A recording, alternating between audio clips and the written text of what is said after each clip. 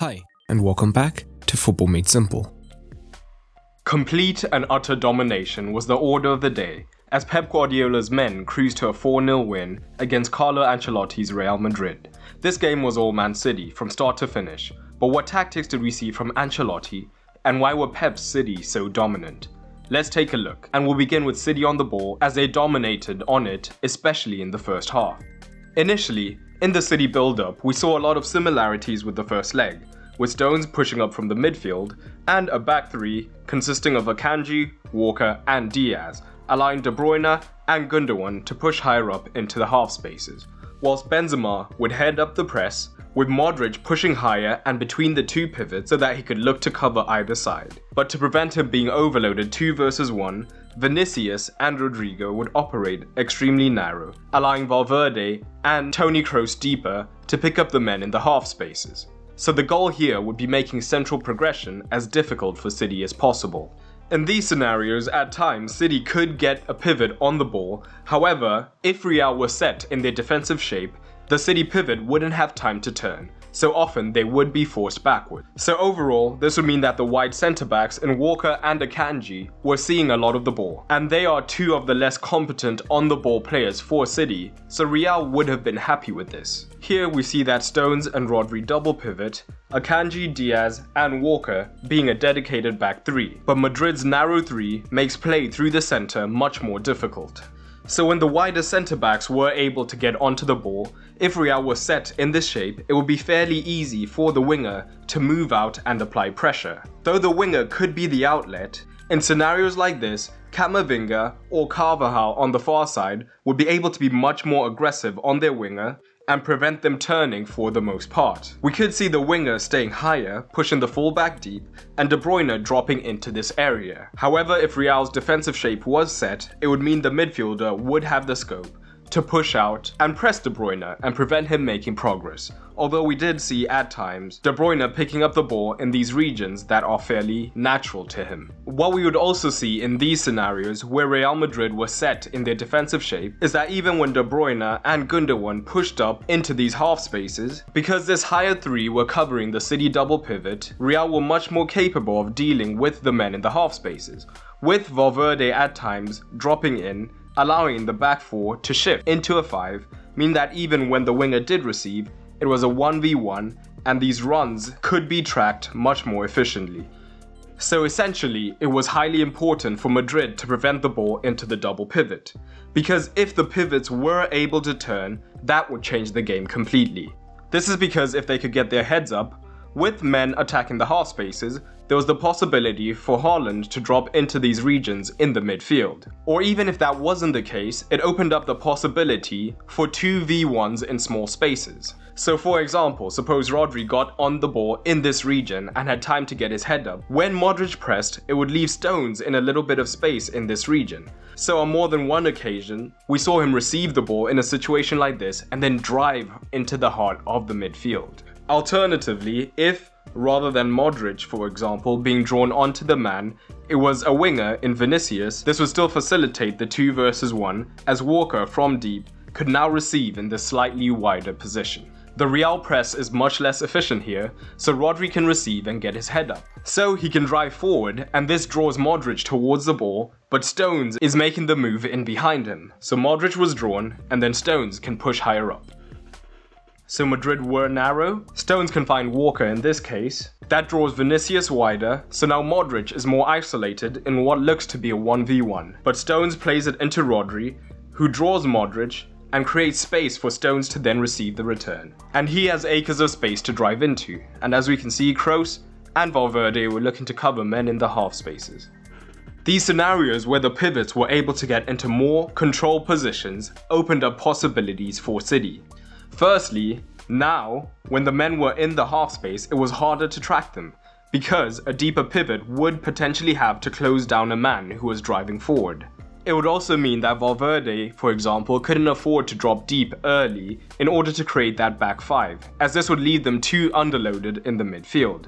So City now more often had the 5 versus 4 against the Real backline, meaning that the likes of Camavinga would have to start narrow, And once the ball then came out wide, we saw how effective both Jack Grealish and Bernardo Silva were in their 1-versus-1 situations against their fullbacks, tormenting them throughout the 90. Especially supported by the men in the half spaces, where if the fullback got too tight, they were consistently making runs to receive in these regions, only sometimes being tracked by the midfielder. The right-hand side was perhaps where City were most ruthless with this. When Bernardo got onto the ball, he was not only supported by underlapping runs by De Bruyne, but he would at times look to overlap him as well, being able to receive in crossing positions, or if Camavinga stood off, Bernardo could then drive in on his strong foot. But it didn't end there, as time and again Walker made these expansive runs from right centre-back at the exact right opportunity to then receive at pace, again looking to cross or rotate possession. City's midfielders have more controlled possession, so the pass into Bernardo is on. That is immediately the trigger for Walker to make the overlapping run. And he doesn't get onto the ball, but it opens up the opportunity for Bernardo to drive in on his strong foot. But from early on in this match, Pep made a slight tactical tweak that may have made all of the difference, as it forced Real Madrid to adapt their defensive shape. Rather than sticking to this back three build-up with the three centre-backs, as soon as City felt somewhat comfortable in possession, they instead switched to a back two, consisting of Diaz plus one, so it could be Walker or Akanji. So, for example, if Diaz was in that position, it would be Diaz and Walker, and Akanji would push up. But unlike other times where we've seen City use the 2-3 shape, where the midfield three would be spread fairly evenly across the pitch like this. Instead, the double pivot remained in their position with only the centre-back moving wider. This would cause issues, as now the winger would be dragged wider much earlier, meaning that Modric was under that 2-versus-1 pressure much more often. These situations on the other side weren't helped by the fact that as the game went on, rather than dropping into the 2-3 shape with the rest of the midfield, or even more of a midfield 5 when Real were under more consistent pressure, Vinicius began to stay higher up the pitch as more of a transitional threat, especially as Walker was now higher up the pitch, presenting these opportunities. This would leave Real Madrid overloaded down the flanks and also vulnerable through the centre, so they adapted their shape, instead now opting for more of a midfield diamond that could look like this, with Rodrigo being drawn infield. Again, the priority being protecting the center of the pitch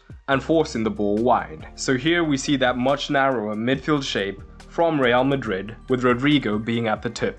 The downside of this, of course, would be the space out wide. However, when the ball did go wide and City were looking to overload the flanks, it would mean that Real's whole midfield would be forced across the pitch. This did have disadvantages though, as what we would often see is the likes of Rodri or Akanji picking up the ball in these regions, and this would force Carvajal narrow to defend the man in the half space, and as a result we saw Grealish time and again receiving the ball wide with the space to run at Carvajal, leading to Grealish causing havoc throughout the 90, and Real Madrid just couldn't cope. But I also briefly want to touch on City's pressing shape. From goal kicks, they would drop Militao and Alaba into the box to begin with, and City did not want to be outnumbered in the midfield regions. So where Haaland would look to press, rather than being joined by De Bruyne and leaving a 3-versus-2 in central regions like we usually see, it was Grealish from out wide who would join in, and Toni Kroos, the deepest man, would be covered by De Bruyne. And if a second pivot dropped alongside him, Gundogan or Rodri would look to support.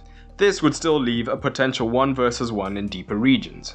However, Real would be able to play out at times by initially drawing Grealish towards the ball before playing it to a pivot, and Akanji was aggressive in covering the fullback. In these situations, though it was somewhat risky for City, Real Madrid also had some success long in these scenarios, especially when Akanji was looking to push on to Carvajal. What we saw in these situations was Benzema dropping into the midfield and Vinicius and Rodrigo both playing much more centrally.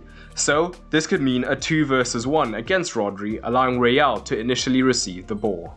Alternatively, if a centre-back was drawn higher, Real were more than happy to go long and look for the pace of Vinicius and Rodrigo running in behind, and they got into dangerous situations but could never really make it count. The citizens have enacted their revenge and progressed to their second ever final, coming in as heavy favourites versus Inter. But what went wrong for Madrid in this match? And what are your early predictions for the final? Drop it down in the comments below. For the manager tactical scores, this was not close, with Pep's side dominating in this semi-final, going almost perfect, with Pep earning a 9. Ancelotti, on the other hand... Don't make me do this. Ancelotti earns a 2. But what are your thoughts? Drop it down below. I hope you enjoyed this video, and if you did, you might enjoy the content available on my Patreon. Not only does Patreon help to support the continued production of content, as I am a one-man team, but it also gives you early access to videos that will come on the channel. You'll also get exclusive videos, get to vote on polls, and so much more. And it's cheaper than ever, no longer having a tier system, so everyone on the Patreon gets access to all the content. So head over to patreon.com/footballmadesimple to check it out. But that's all for today, and remember, keep it simple.